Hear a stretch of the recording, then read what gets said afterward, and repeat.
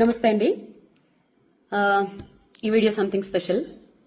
నేను ఇప్పుడు మ్యూజిషియన్ వీణా శ్రీవాణి కింద ఈ వీడియో చేయట్లేదు. ఒక సీనియర్ మీడియా పర్సన్, ఒక జర్నలిస్ట్గా ఈ వీడియోని చేస్తున్నాను. బికాస్ నేను సీనియర్ మీడియా పర్సన్ అని చెప్పుకోవటానికి ఒక పర్ఫెక్ట్ ఎలిజిబుల్ పర్సన్ని.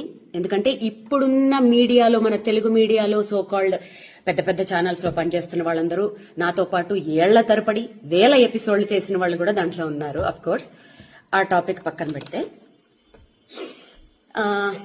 ఈ వీడియో చేయటానికి రీజన్ ఏంటంటే, మీడియా, మా అసోసియేషన్ కంప్లైంట్స్. ఇవాళ నాకు ఇందాక ఒక జర్నలిస్ట్, ఒక పెద్ద ఛానల్లో పనిచేసే ఆయన, నాకు ఆప్తులు, ఒక పోస్ట్ పంపించారు. ఫలానా సో కాల్డ్ ఆస్ట్రాలజర్ మీద ఇలా ఏదో ఎవరికో కంప్లైంట్ ఇచ్చారు, ఎందుకంటే నాగ చైతన్య సమంత గురించి ఏదో చెప్పారు అని. ఇక్కడ నేను ఒక జర్నలిస్ట్గా మాట్లాడుతున్నాను. ఓకే, మా జర్నలిస్టుల్లోనే ఒక జర్నలిస్ట్, నా కొలీగ్ అనుకుందాం, పంపించారు. అంటే సరే, ఒక జ్యోతిష్యం చెప్పిన ఒక మనిషి మీద సో కాల్డ్ ఛానల్స్ గంటలు గంటలు మీటింగులు పెట్టేసి గంటలు గంటలు టైం స్పెండ్ చేసేసి అంత అవసరం ఏముందన్నది అర్థం కాలేదు. ఎందుకంటే మీడియా అనేది ఎంత పవర్ఫుల్ అండి. అసలు మీడియా అనేదానికి అసలు విలువే లేకుండా అయిపోయిందని అందరికీ తెలుసు. ఆఫ్ కోర్స్ నేను ఇప్పుడేం కొత్తగా ఏం చెప్పక్కర్లేదు. కాకపోతే ఒకప్పుడు, అంటే నేను పనిచేసిన టైంలో జర్నలిస్ట్ అని చెప్పుకోవాలంటే ఖచ్చితంగా జర్నలిజం పాస్ అయి ఉంటేనే జర్నలిస్ట్ అని చెప్పుకోవచ్చు.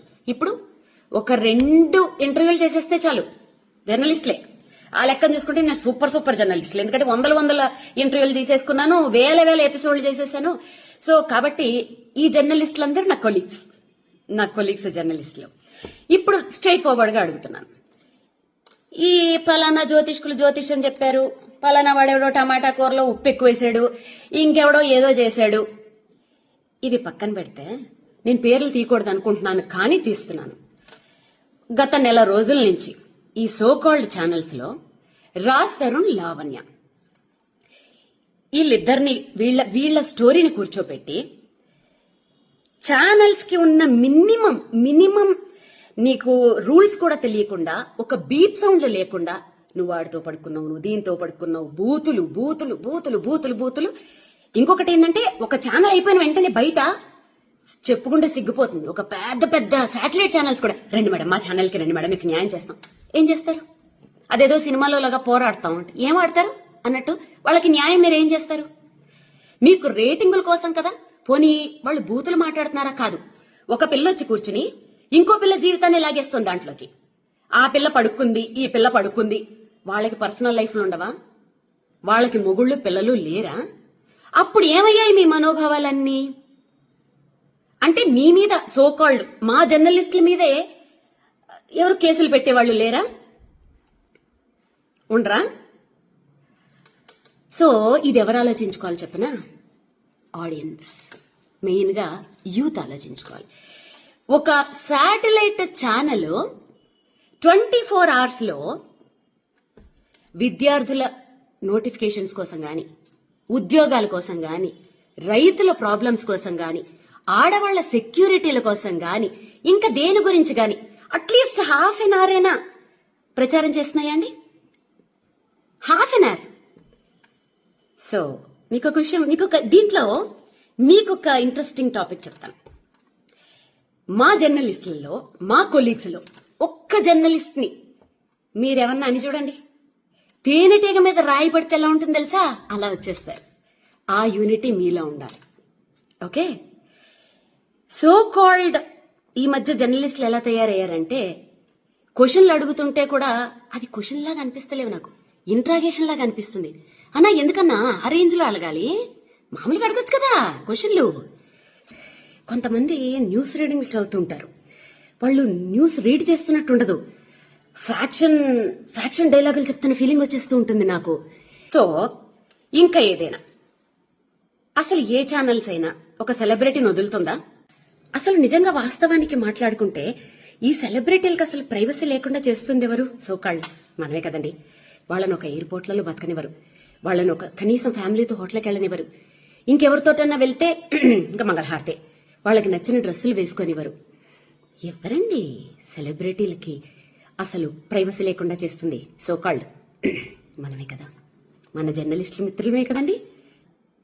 ఏదైనా చిన్నది ఇష్యూ వస్తే అసలు ప్రూవ్ అవ్వవు, చిన్నది వస్తే చాలు. మొన్న నిహారిక అమ్మాయి చెప్తుంటే నాకే బాధేసింది.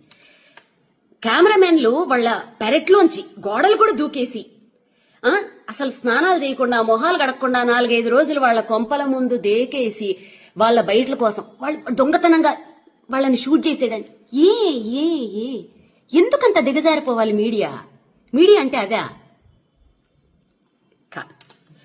ఆఫ్టర్ కరోనా ఏమైపోయిందంటే ప్రతి ఒక్కళ్ళకు కుటీర పరిశ్రమను పెట్టేసుకుంటున్నారు. ఆ కుటీర పరిశ్రమలు ఎంత దారుణంగా ఉంటున్నాయి అంటే, ప్రధానమంత్రి మోడీని మొదలు పెట్టుకుంటే, కొండ మీద వెంకటేశ్వర స్వామిని మొదలు పెట్టుకుంటే, ఒక జీసస్, అల్లా, దేవుడు, దెయ్యం ఏమీ లేదు. ఎవరిని పడితే వాడు వాడిని బూతులు తిట్టుకోను, వాడు వీడి బూతులు తిట్టేసుకోను. ఇది మనకి ఆర్టికల్ 19A ఇచ్చిన ఒక వరం. ఇక్కడ ఏంటంటే జోకు, ఒకళ్ళ మీద ఒకళ్ళు కేసులు వీటి మీద ఏం పనిచేయవు. అలా పెట్టదలుచుకుంటే ఎన్నో పెట్టచ్చు. సో ఇవాళ పొద్దుట మంచు విష్ణు అన్న ఫోన్ చేసి చాలా మర్యాదగా ఎంత చక్క పద్ధతిగా మాట్లాడాడు పాపం అతను.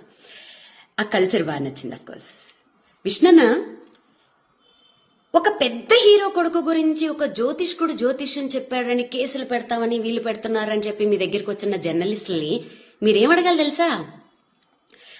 100 మంది ఒక్క సినిమా మీద 100 కుటుంబాలు ఆధారపడి ఉంటాయి. ఓకేనా? ఆ 100 కుటుంబాలని ఒక్క రివ్యూ తోటి సంకనాకిపించేస్తున్నారు చూశారు. ఆ రివ్యూవర్లని ఏం చెయ్యాలి ఫస్ట్ అది ఆలోచించండి. దాంట్లో మా జర్నలిస్టులు కూడా ఉండొచ్చు, తప్పేం లేదు. ఎవరినన్నా ఏమైనా చేసి పర్వాలేదు.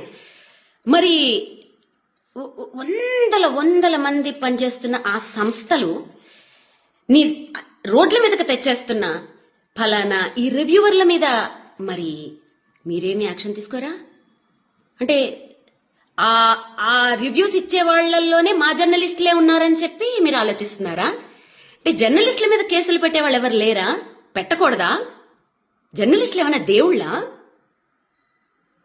తప్పు చేస్తే ఎవరి మీద ఎవరైనా కేసులు పెట్టచ్చు. కాకపోతే ఏంటంటే గొంగళి పురుగుల్లో అన్నం తింటూ వెంట్రుకను చూసి అసహించుకున్నారట. అలా ఉంది మా జర్నలిస్టుల కథ. మీరు చేసేదే పనులు, ఒక్కొక్క ఛానల్ ఒక్కొక్క పార్టీకి అంకితాలు. పొద్దున్న లేస్తే అవి తప్ప ఇంకో పనులు ఉండవు. ఏమైనా టాపిక్లు డీవియేట్ చేయాలంటే గిట్లా ఫలానా పంతులు అట్లా చెప్పాడు, వీడు ఉప్పులో కారం ఎక్కువ వేశాడు, ఆమెవరో 2వ పెళ్ళాన్ని ఉంచుకున్నారు, వీళ్ళెవరో ఇంకొక. సారీ ఇలా మాట్లాడుతున్నాను ఏమనుకోకండి, ఎందుకంటే పెద్ద ఛానల్సే బీపుల్ లేవు నాకెందుకు ఇంకా. సో ఇంకెవరో ఇంకొక పొలిటీషియన్ ఎవరో 2వ భార్యను ఉంచుకున్నాడు. అబ్బా అబ్బా అబ్బా అబ్బా, ఇవి తప్ప మీడియా అంటే ఇదా? ఇంత దరిద్రమా? సో ఫైనల్ గా నేనేం చెప్తున్నానంటే, యూత్ మారండి. వాళ్ళు ఏమంటారు తెలుసా మీడియా వాళ్ళు? మంచి వీడియోలు పెడితే అసలు ఎవడో చూడట్లేదండి అని మీకే ఇస్తున్నారు. పోరాడండి, హ్యాష్ట్యాగ్లు పెట్టండి పెద్ద పెద్ద ఛానల్స్ కి. మాకు ఈ చెత్త ప్రోగ్రాంలు వద్దు, ఉపయోగపడే ప్రోగ్రాంలు వేయండి. మా లైఫ్ కి మా జీవితాలను నిలబెట్టే ప్రోగ్రాంలు, గవర్నమెంట్ ని ప్రశ్నించే ప్రోగ్రాంలు మీరు వేయండి. హ్యాష్ట్యాగ్లు పెట్టి ఫైట్ చేయండి. మీరు ఫైట్ చేస్తే సాధించలేందా? తెలంగాణ అలా సంపాదించుకున్నది కాదా? ప్రతి రాష్ట్రంలోనూ అలాంటి సంపాదించుకున్నవి ఎన్ని లేవు? మీకోసం ఫైట్ చేయండి. ఎంటర్టైన్మెంట్ కావాలంటే మీ ఫ్యామిలీ మెంబర్స్ లో, మీ ఫ్రెండ్స్ లో వెతుక్కోండి. అంతేగాని మీడియాలో ఎంటర్టైన్మెంట్ కోసం మీ జీవితాలు నాశనం చేసుకోకండి. ఛానల్స్ ని ఎదిరించి ప్రశ్నించండి. ఓకే? మీరు ప్రశ్నించి మీరు సాధించిన రోజు మీ ముందు నిలబడి యాజ్ ఎ సీనియర్ జర్నలిస్ట్ నేనే ఫైట్ చేస్తా. ఈ జ్యోతిష్యాలు, పురోహితుళ్ళు, అసలు ఇవన్నీ బ్యాన్. అసలు సోషల్ మీడియాలో చెప్పకూడదు. ఎవరైనా చెప్తే ఫస్ట్ నా మొగుడు కాదు, ఎవరు కాదు, ఫస్ట్ నేనే కేసు పెడతా. ఓకే? అసలు ఈ వీటికి నాంది పలికింది ఎవరు? మీడియా వాళ్లే కదా. 2009 నుంచి ఫలానా ఎవరైనా పెద్ద పొలిటీషియన్ హాస్పిటల్లో ఉంటే వాళ్ళు ఉంటారా పోతారా? ఒకవైపు జ్యోతిష్కులు, ఒకవైపు డాక్టర్లు. పలానా క్రికెట్ మ్యాచ్లు వస్తుంది, ఎవరు విన్ అవుతారు? ఓ పక్క జ్యోతిష్కులు, ఓ పక్క డాక్టర్లు. దాంట్లో ఫస్ట్ గా వేణుస్వామి ఉండాలి, లేకపోతే మళ్ళీ అది ఎవడో చూడడం. ఓకే, ఓ పలానా సినిమా, ఈ సినిమా హిట్ అవుతుందా ఫట్ అవుతుందా? ఓ పక్క డైరెక్టర్లు, ఓ పక్క జ్యోతిష్కులు. అసలు దీనికి నాంది పలికింది ఎవరు? సోకాల్డ్ 6 జర్నలిస్టులు, మన టీవీ ఛానల్సే కదండి. ఇప్పుడు ఎవరికి వాళ్ళు కుటీర పరిశ్రమలు పెట్టుకుని ఓన్ గా చెప్పుకుంటూ ఉంటే మీకు నొప్పి వచ్చింది కదా.